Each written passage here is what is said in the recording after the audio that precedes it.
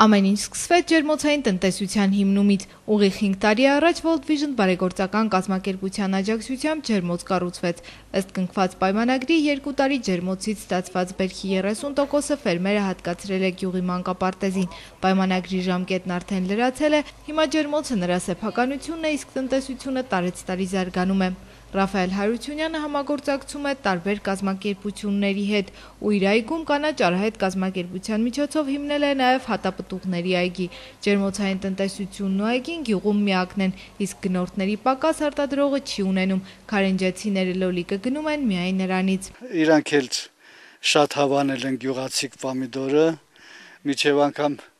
են հերու թաղից էլ գալիս են ստեղից են առնում։ Ազնվամոր ու թփերն այս տարի ցավոք բերք չեն տա, ասում է ֆերմերը։ Բույսը ցրտահարվել է նաև ձիթենու ծառը, որի հետ նա հույսեր էր կապում, մտածում էր քարինջում եւս ձիթենի աճեցնել։ Ջերմոցը, որտեղ միայն լոլիկ է աճեցվում, ամբողջ տարին չի գործում, քանի որ ջեռուցման խնդիր կա, սակայն մի քանի ամսվա ընթացքում այնքան եկամուտ է ստացվում, որ դժգոհելու առիթ չի լինում։ Շատ աշխատատար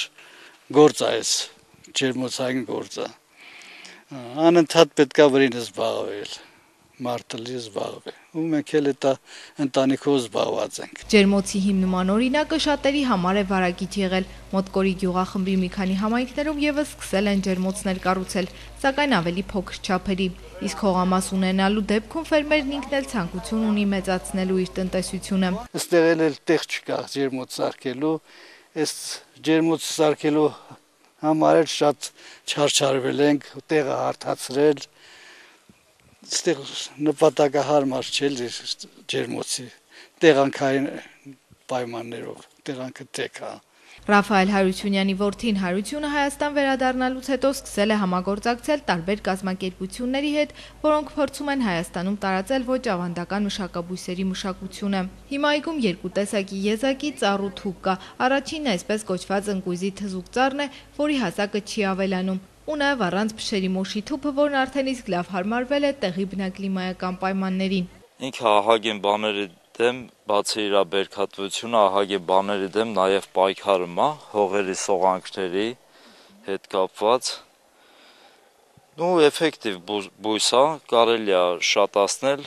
որի նպատակը ունենք,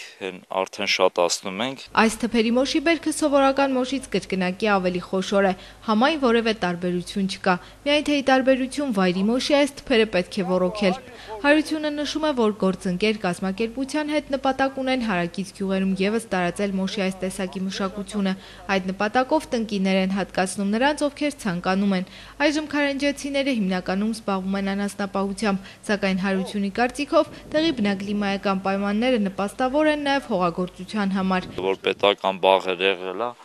այդտեղ էլի պամիդորի, սմբուկի, բիբարի տենց կուլտուրաներ ժամանակին ձմեր ու կաճեցնելու են եղել ու շատ համով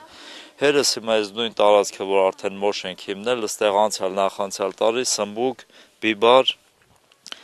դա կախված է նաև սերմերից, թե ինչ չափսի կստացվի եւ ջրից, հետեւալ է պետք։ Բայց կլիման մի տարի չի ներում, օրինակ կարկուտ ալնեմ, մի տարի ցուրտ ալնեմ, բայց երբ որ բարենպաստ ալնում, ըլնում անեն չի, որ ասես չի լնեմ։ Օրինակ խիստ լեռնային չէ, ասենք մեր տարածքը, կամ հələ միտեղ այս լեռները նաև նպաստում են, օգնում են, քամ ու այդ սառը հոսքը ոնց որ կասեցնում է։ Ստացվում է, որ անեն, ստացվում է։ Հողագործությամբ զբաղվելով հանդերձ Հարությունը գիտակցում է, որ գյուղատնտեսությունից մեծ եկամուտներ սպասել չի կարելի, մանավանդ Հայաստանում, որտեղ գյուղատնտեսությունը չի սուբսիդավորվում։ Ուրիշ պետություններում ուղղակի սուբսիդավորվում է, մի քիչ գյուղացու հոգսը թեթևանում է։ Այստեղ պետության մեջ դու ինքդ քո հողով, դու քո ջրով, դու քո հոսանքով, քո հոգսերով, դες պիտի լինի, էլի մեր մոտ այտենց է։ Մերիկ Օլոլյան, Արմեն Հովսեփյան, լուրեր։